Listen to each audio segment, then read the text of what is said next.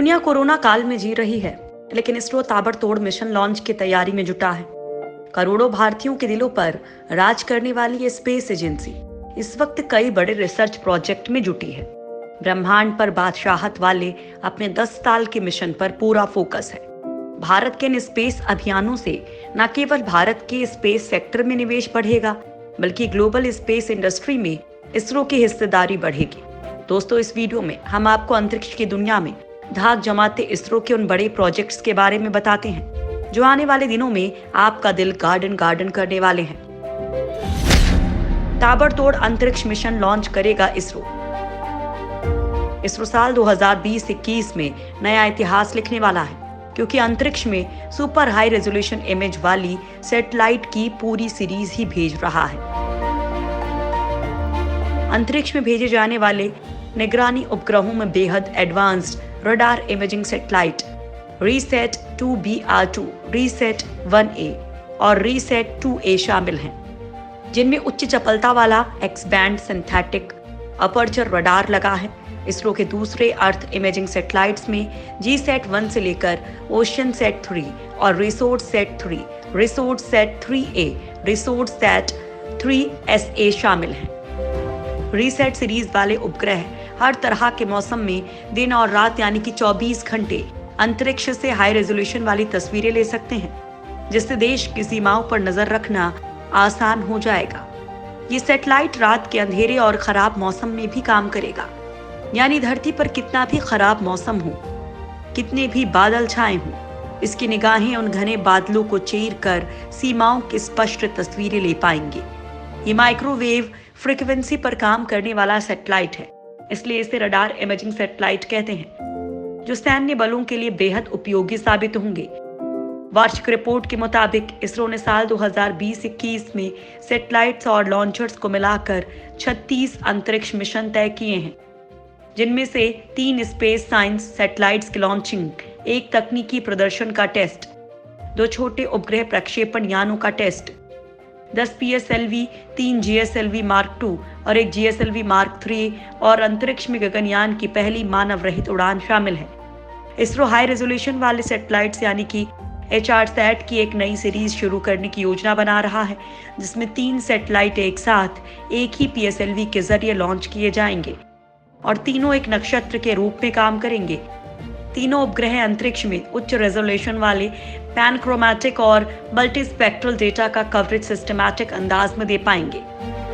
ये सैटेलाइट धरती के 15 किलोमीटर एरिया की 1 मीटर से ज्यादा रेजोल्यूशन वाली तस्वीरें लेंगे, यानी आप 1 मीटर की दूरी पर रखी 2 वस्तुओं को क्लियर तौर पर पहचान सकते हैं। ये तस्वीरें बेहद शानदार मानचित्र बनाने में काम आएंगी। अंतरिक्ष में फिलहाल 19 निगरानी उपग्रह, 18 संचार उपग्रह और 8 नेविगेशन उपग्रह काम कर रहे हैं, जो ब्रॉडकास्टिंग, टेलीफोन, इंटरनेट, मौसम और खेती से जुड़ी भविष्यवाणी, सुरक्षा, आपदा के समय राहत और बचाव काम और नेविगेशन के काम में यूज हो रहे हैं। इसरो के 3 कम्युनिकेशन सैटेलाइट पूरी तरह से सैन्य बलों को दिया गया है, जो संचार और नेटवर्किंग के काम को अंजाम दे रहे हैं। 2021 में लॉन्च होगा चंद्रयान-3 मिशन। सरकार ने चंद्रयान-3 प्रोजेक्ट को इस साल जनवरी में मंजूरी दी थी। चंद्रयान-2 से मिले सबक के मद्देनजर चंद्रयान-3 में जरूरी तैयारी की जा रही है, लिहाजा चंद्रयान-3 की लॉन्चिंग का मोटा शेड्यूल 2021 की पहली छमाही है। इसमें खास तौर पर डिजाइन क्षमता बढ़ाने सहित कई बातों का ध्यान रखा गया है। सरकार ने दावा किया है कि पिछले चंद्रयान मिशन से मिले अनुभव और मौजूदा सुविधाओं के चलते चंद्रयान-3 की लागत में कमी आएगी। चंद्रयान-3 की परियोजना की लागत करीब 250 करोड़ रुपए है, लेकिन इसकी लॉन्चिंग की लागत करीब 350 करोड़ रुपए होगी, इसलिए इसकी कुल लागत करीब 600 करोड़ रुपए होगी। चंद्रयान-3 में ऑर्बिटर नहीं होगा और चंद्रयान-2 के ऑर्बिटर से ही लैंडर और रोवर को जोड़ दिया जाएगा। ऑर्बिटर से इसरो के ग्राउंड स्टेशन को लगातार आंकड़े मिल रहे हैं, लिहाजा इसरो वैज्ञानिक इनका इस्तेमाल चंद्रयान-3 मिशन में करने वाले हैं। चंद्रयान-2 का ऑर्बिटर अभी चांद की परिक्रमा कर रहा है।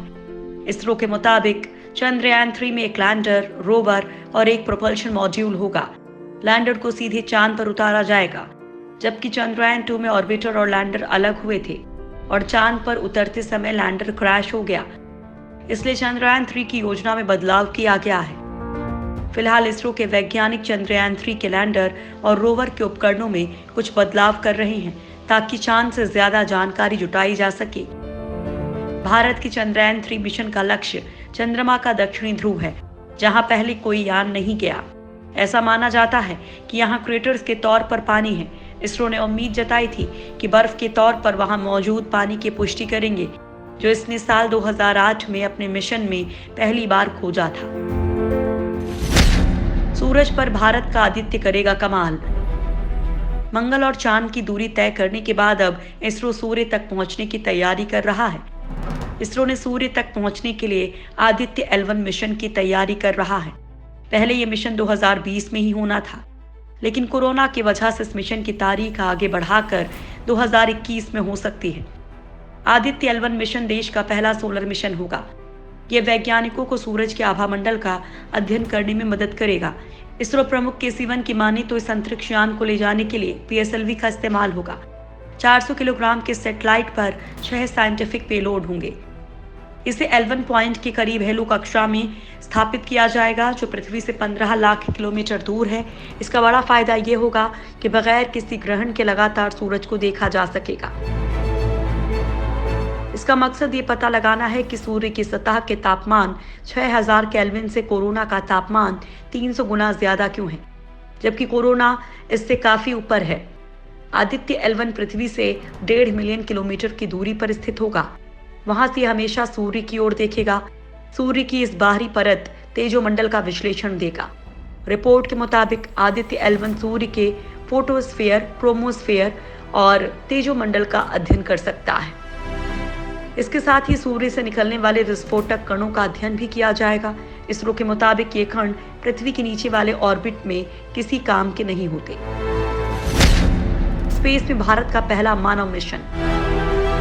गगनयान मिशन साल 2022 में लॉन्च होगा, लेकिन इससे पहले 2 मानव रहित मिशन होंगे।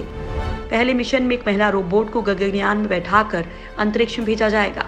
पहले मानव रहित मिशन में हाफ ह्यूमनॉइड यानी कि महिला रोबोट व्योममित्र को भेजा जाएगा। महिला रोबोट गगनयान में भारतीय अंतरिक्ष यात्रियों के साथ नहीं जाएगी। इसे सिर्फ गगनयान मिशन के पहले मानव रहित लॉन्चिंग का हिस्सा बनाया जाएगा। व्योममित्र अंतरिक्ष में होने वाले हलचलों और यान के काम करने के तरीके पर नजर रखेगी। गगनयान की यात्रा के दौरान व्योममित्र यहाँ पता करेगी कि अंतरिक्ष में इंसानों पर क्या असर पड़ेगा। व्योममित्र अपने सेंसर्स के जरिए ये भी पता करेगी कि गगनयान के कैमरे, स्पीकर, माइक्रोफोन, दिशा निर्धारक यंत्र सब सही से काम कर रहे हैं या नहीं।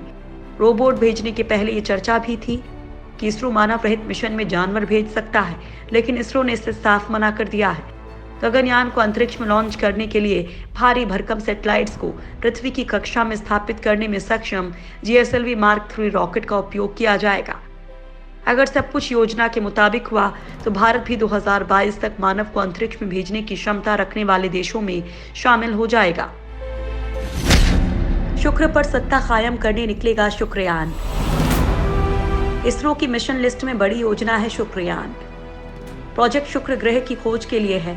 इसरो शुक्र के वातावरण का अध्ययन करने के लिए एक ऑर्बिटर मिशन भेजने वाला है। मिशन को 2023 में लॉन्च किया जाएगा। ये शुक्र ग्रह के आकार, गुरुत्वाकर्षण और घनत्व के बारे में जानकारी जुटाएगा।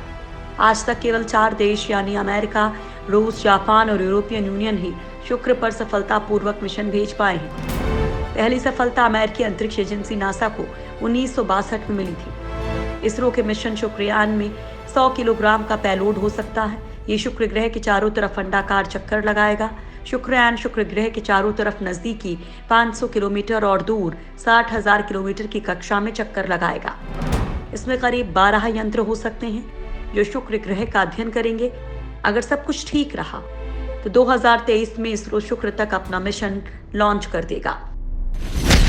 मंगलयान 2 की तैयारी में जुटा इसरो। इसरो बहुत जल्द फिर से पूरी दुनिया के सामने अपने हुनर का लोहा मनवाने की तैयारी कर रहा है। इसरो एक बार फिर से कॉपी दैट कहेगा और दुनिया इसे मानेगी भी।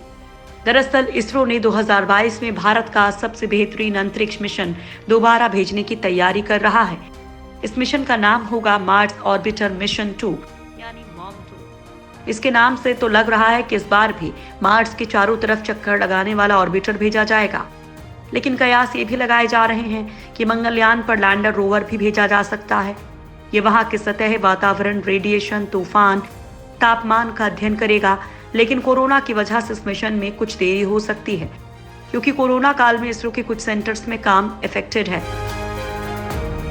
इस दौरान वैज्ञानिक या तो अपने घरों से रिसर्च का काम कर रहे हैं या फिर किसी दूसरे सेंटर से। वैसे अगर ये मिशन 2022 में पूरा नहीं होता है तो फिर 2023 में इसे लॉन्च किया जाएगा।